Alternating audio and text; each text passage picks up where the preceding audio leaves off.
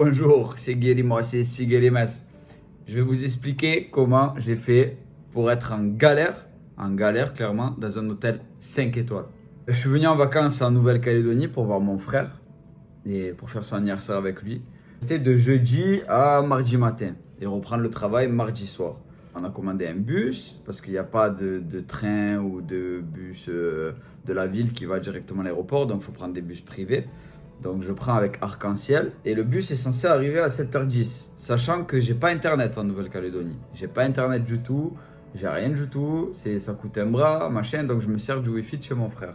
Le bus à 7h10 n'est pas en bas, 7h20 n'est pas en bas, 7h30 n'est pas en bas. J'envoie un mail, ça répond pas bien sûr. J'essaye d'appeler, il y a un pote de mon frère avec qui il vit en coloc qui essaye d'appeler, ça répond pas aussi, donc je me dis putain ça y est, je vais rater mon vol. Donc déjà ça commence mal.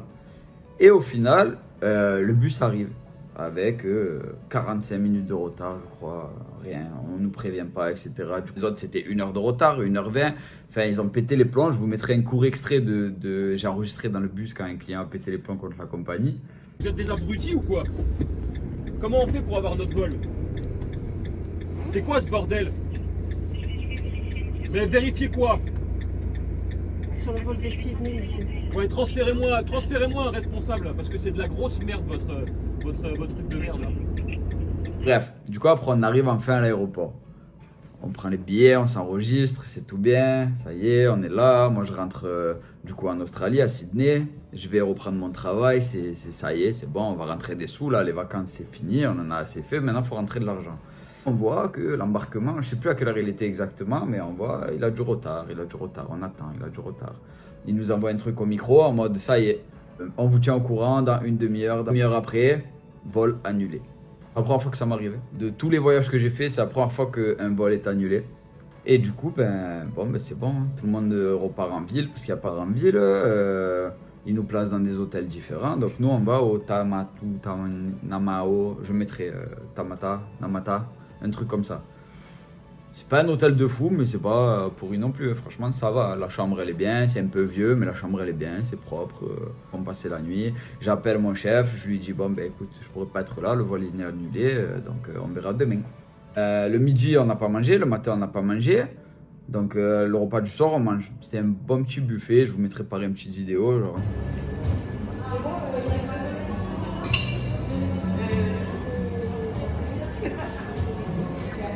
Pas de qualité de fou, mais franchement, parfait. J'ai bien mangé, bien dormi. Je me réveille, on part pour prendre l'avion.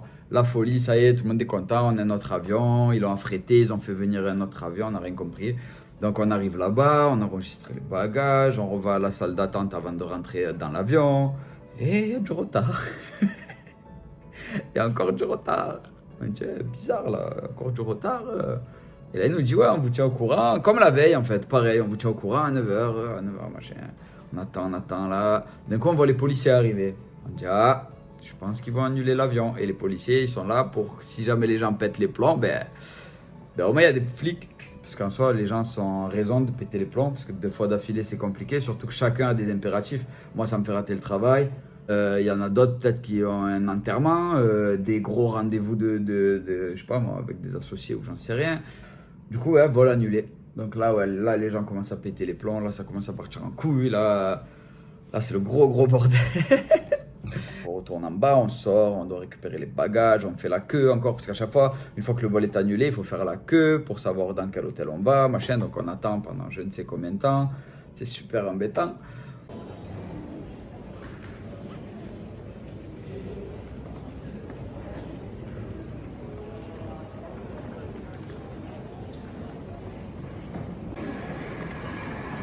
Deuxième vol annulé en 2 jours.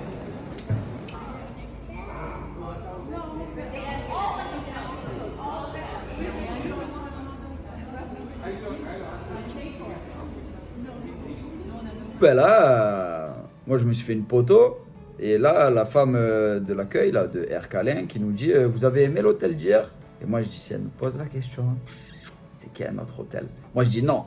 Et ma poteau, elle dit oui, ça va. Moi, je dis non, il est nul. Moi, je dis, il est nul. Non, pas bien. Alors qu'en vrai, il était tarpin bien. Ça suffisait largement. Mais moi, je dis non, il est nul. Hein. Et du coup, elle dit, ah, vous voulez que je vous mette au Méridien? Mais moi, le Méridien, je connais pas. Je sais pas, moi, que c'est un hôtel de fou. Et là, ma copine, elle dit, ouais, c'est trop bien. Moi, je veux, viens, on va là-bas. Et moi, je dis, ok, on va au Méridien. Donc, on va au Méridien. Et là, je vois, en vrai, ça va, tu vois. Petit hôtel 5 étoiles à Nouméa, au bord de l'eau, magnifique. Je vous mettrai les vidéos aussi, c'est trop, trop beau.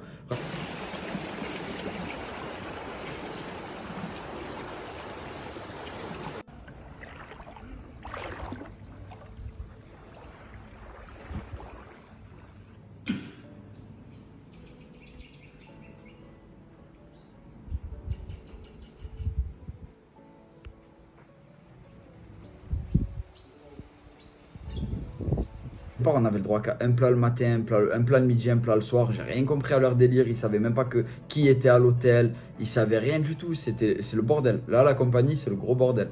Parce que nous, en fait, j'ai appris que le deuxième avion avec lequel on devait partir, c'est un avion qu'ils avaient style sous-loué à une compagnie portugaise et que celui-là aussi est tombé en panne. Ils ont un avion en révision. Ils ont que 3 avions. Un avion en révision en France, un avion qui est en panne et ils ont que un petit, mais ils peuvent pas aller à Sydney tout avec celui-là. Du coup, la compagnie là, c'est très compliqué.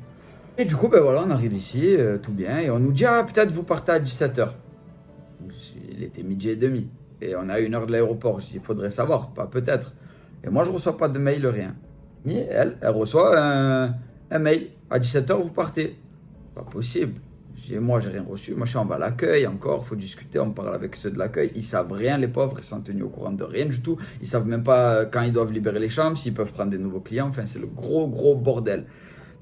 Elle réussit à les avoir au téléphone, celle de l'accueil, et ils lui disent non, votre amie là, elle est pas dans la liste en fait. Ils ont envoyé des mails, mais elle est pas dans la liste.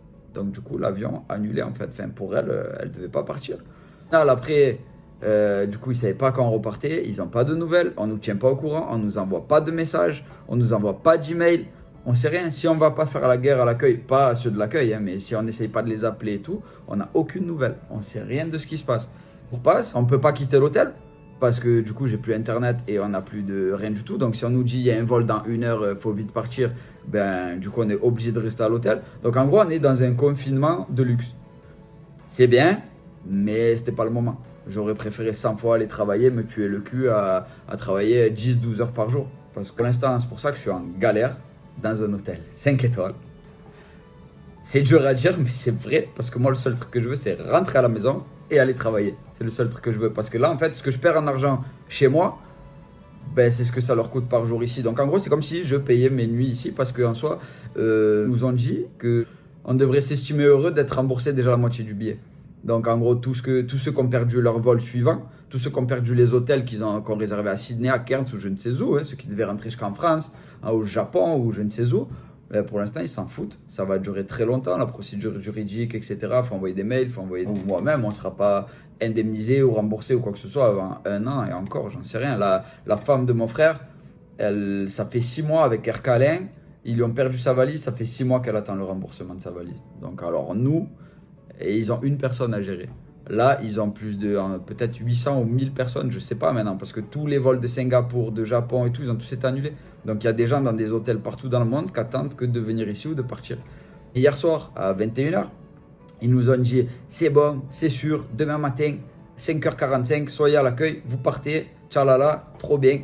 Moi, ça y est, content, je vais revoir mon frère. Mon frère, il vient de dormir ici, on passe la dernière nuit ici tranquille. Moi, je le vois, parce qu'après, je ne le revois pas avant 1000 ans.